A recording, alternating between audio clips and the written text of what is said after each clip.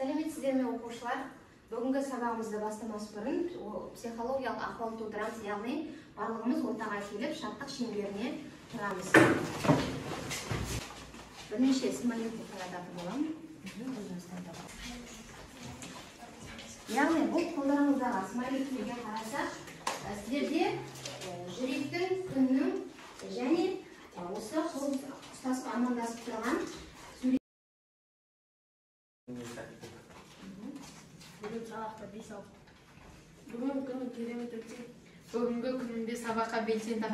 Бүгінгі күніңе сәттілік. Бүгінгі күніңе сәттілік.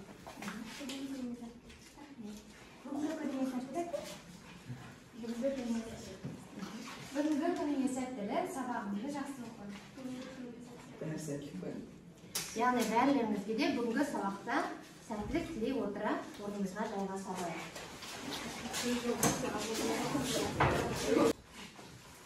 Ендігі кезекте біз бірінші топқа бөлініп алайық. Яғни өзім таңдаймын әдісі арқылы топқа бөлінетін боламыз. Мен сіздерге 3 оқушы таңдаймын.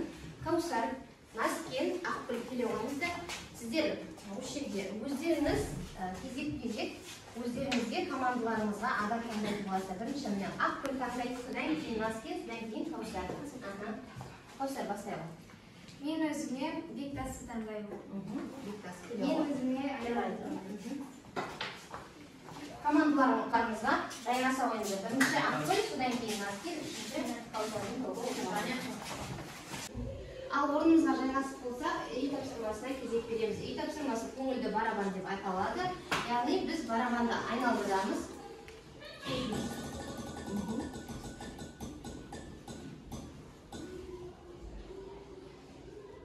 Реттік нөмірі 12-ші элемент. Кім айтады екен? 12-ші элемент. Реттік нөмірі 12.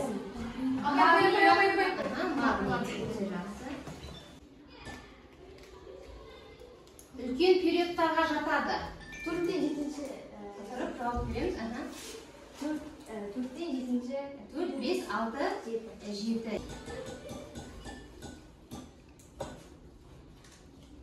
Атомдық массасы 80-ге тең элемент.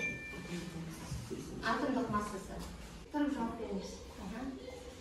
Керек. Синова трибон. Селен. Қандай? Бром екен, е? Массасын қараймыз. Үшінші периодтағы металдарды атасаңыздар болады. Үшінші периодтағы металдар. Тұрып қарап атасаңыздар болады. Үшінші периодтағы. Натрий, магний.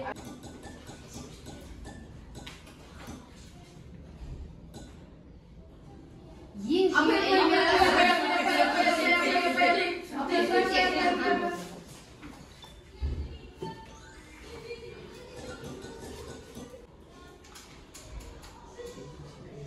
Төртінші периодты бірінші топтың қосымша топшасында орналасқан элемент. Төртінші период бірінші топтың қосымша топшасында. Купрум, яғни бізде мыс екен, төртінші периодты бірінші топтың қосымша топшасында орналасқан. Келесі. Периодтық жүйедегі элементтердің көбісі металл ма, бейметалл ма? Металл. Өте жақсы. Енді бүгінгі сабақпен, жаңа сабақпен танысатын боламыз. Сабақтың тақырыбы химиялық элементтердің табиғи топтары және олардың қасиеттері. Дәптерімізді ашып, бүгінгі күнді жазып, сабақтың тақырыбын жазып аламыз.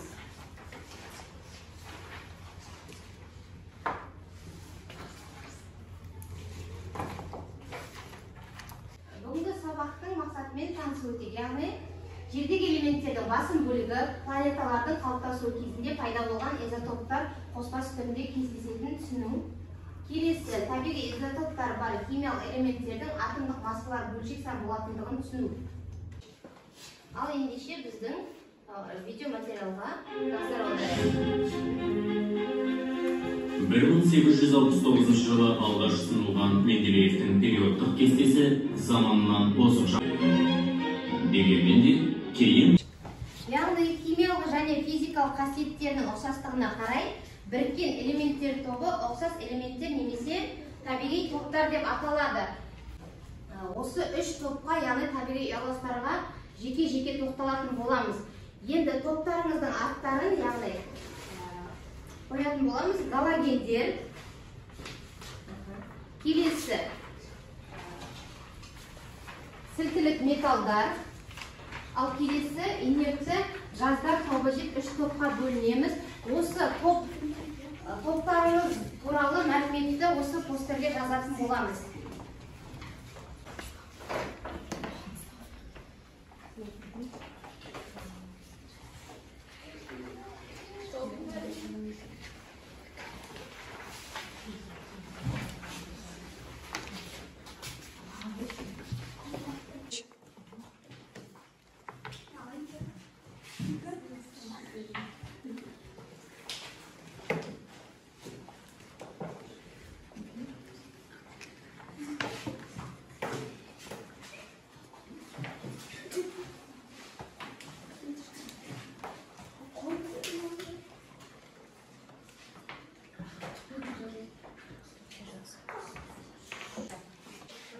Болсаңыздар ортаға шығып, қорғай көріп боласыз. Келе ойыңыздар ортаға. Сіздер қандай галогендер?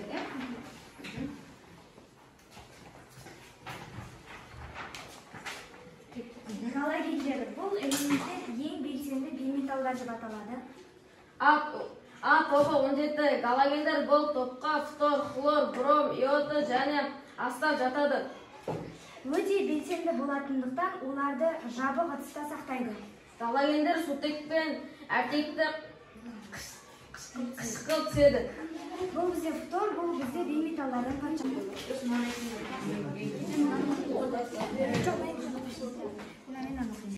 Келесі топ, дайынсыздар ма? Инертті газдар тобы. Шағая.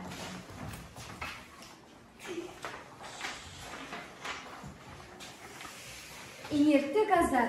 Инертті газдар бекзат газдар деп аталады. Физикалық және химиялық қасиеттеріне байланысты бекзат газдар кеңінен қолданылады. Бұл топқа гелий, неон, аргон, криптон, ксенон және радон жатады. Аргонды металдарды дәнекерлеуде аргон немесе неонды жарнамалық лампаларды қолданады. Олар газдар. Инертті газдардың көпшілігі аэростарда қолданылады. Ауыспалы металдар бұл металдарға алтын, күміс, платина сияқты маңызды металдар жатады. Өте жақсы. Тақтаға іле қойыңыздар. Отыра қойыңыздар, рахмет көп. Енді келесі бізде сілтілік металдар. Шағыңыздар. Анек.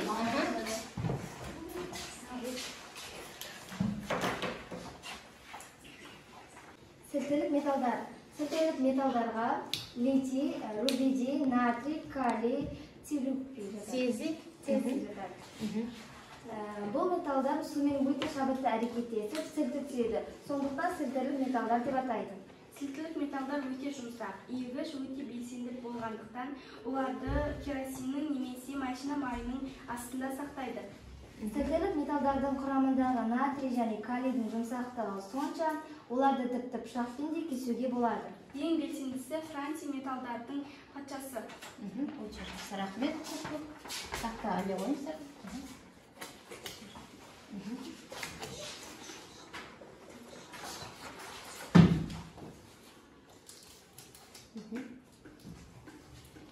Енді бізде де келесі. Ал енді топтарды бағалап жіберейік. Бірінші бізде галогендер. Инертті газдар тобы. Сілтілік металдар тобын бағалап жіберейік. Енді келесіде біздерге жұптық тапсырма кім артық деп аталады. Бұл жерде бірнеше сіздерге парақша тарататын боламын. Келесі, бұл жерде кім артық деп аталады. Артық бізде элементтерді жазатын боласыздар. Жетті ма барлықтарыңызға? Жақсы. Оған оқушы қолдарыңызды көтеріп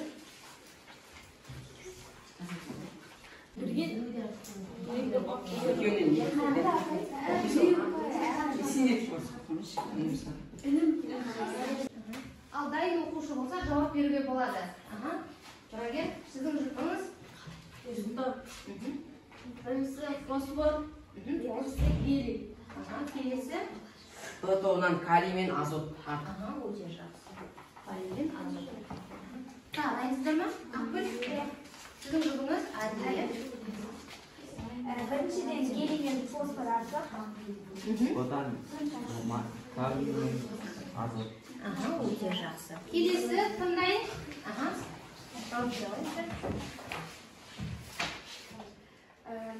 А жауабында кальций артық.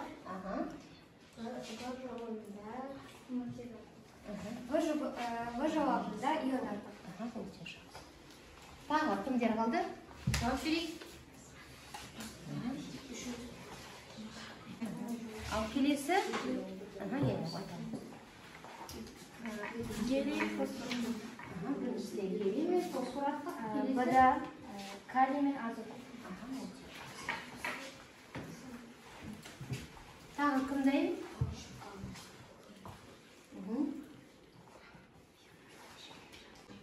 Келесі? Тағы кім дайын? А жауабында литий артық, Б жауабында кальций артық. Өте жақсы. Келесі? А жауабында калий артық. Б жауабында көміртек артық. Өте жақсы. Осымен жұпқа тапсырмамыз аяқталды. Өте жақсы. Бір-бірімізді бағалап жіберейік.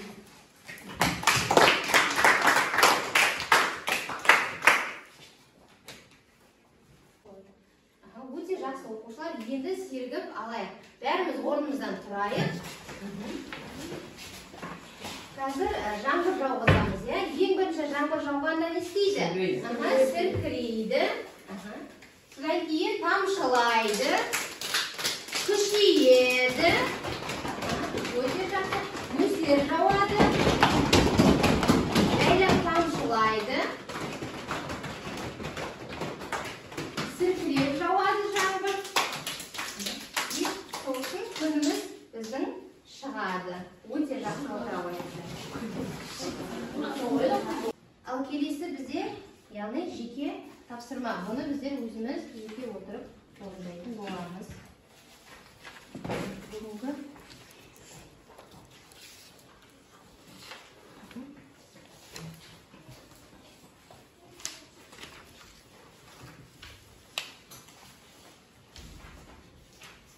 Бұнда қойсаңыздар, тұрып тұрға болады.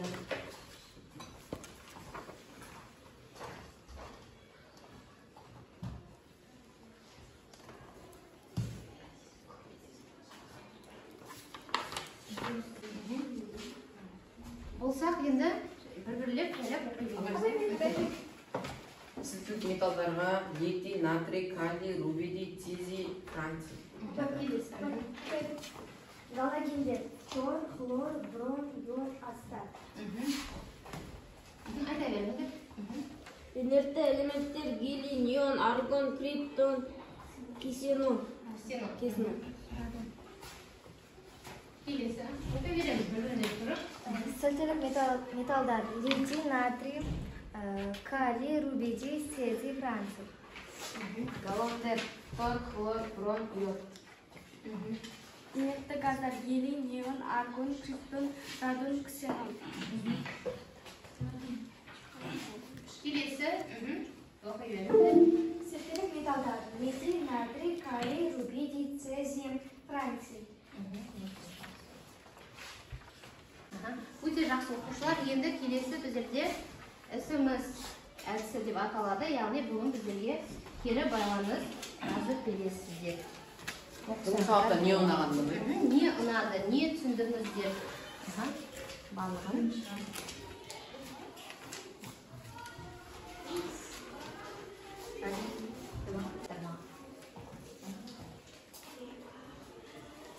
Тұрып оқи берсеңіздер болады. Өте жақсы.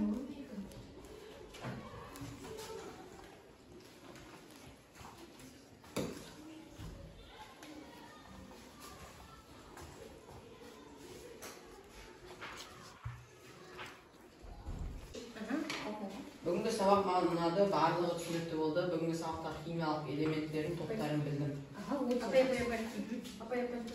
Анет? Бүгінгі сабақ маған қатты ұнады. Сілтілік металдар галоген түсіндім. Өте жақсы. Келесі. Айталым. Бүгінгі сабақ маған өте қатты ұнады. Бүгінгі сабақта мен сілтілік металдар, галогендер, инертті газдар бөліп білдім. Келесі. Бүгінгі сабақ маған қатты ұнады, әрі қызықты болды. Мен бүгінгі сабақта галогендер, инертті газдар, сілтілік металдар элементтерін ажыратып жақсы түсіндім. Өте жақсы. Бүгінгі сабақта мен топтық жұмыспен жұмыс жасағанымыз ұнады. Өте жақсы. Келесі. Бүгінгі сабақ маған ұнады, және де бүгінгі сабақ өте қызықты болды. Бүгінгі сабақта мен галогендер, сілтілік және инертті газдарды бір-бірінен ажырату және қалай ажырату керегін білдім. Бүгінгі сабақ өте қызықты болды. Әсіресе қызықты тапсырма орындағанымыз, постер құрағанымыз, жұптық жұмыс орындағанымыз өте қызықты болды. Мен бүгінгі сабақта сілтілік, металл, галогендер, инертті газдар деген элементтер топтарын үйрендім. Өте жақсы. Үйге тапсырма біліміңді тексерді, дәптеріңізге орындап келетін боламыз. Өз білімімізді бүгінгі сұрақтан алған білімімізді тексеретін боламыз. Жақсы ма? Жақсы, жарайды, сау болыңыздар. Сау. Өте жақсы оқушылар. Үйге тапсырма біліміңді тексерді, дәптеріңізге орындап келеміз. Яғни бүгінгі сабақта білген білімдеріңізді дәптерге түсіріп, барынша орындап келеміз.